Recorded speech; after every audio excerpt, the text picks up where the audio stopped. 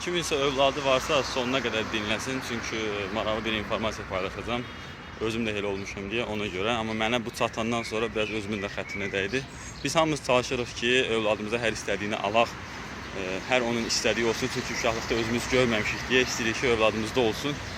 Amma bir şey var, övlad sənin vəziyyətin yaxşı olanda övladın da vəziyyəti yaxşı olur. Amma sən dərdən qabıqdan çıxıb, borca girib, xərcə girib, ay o övladıma yox deyə bilmirəm.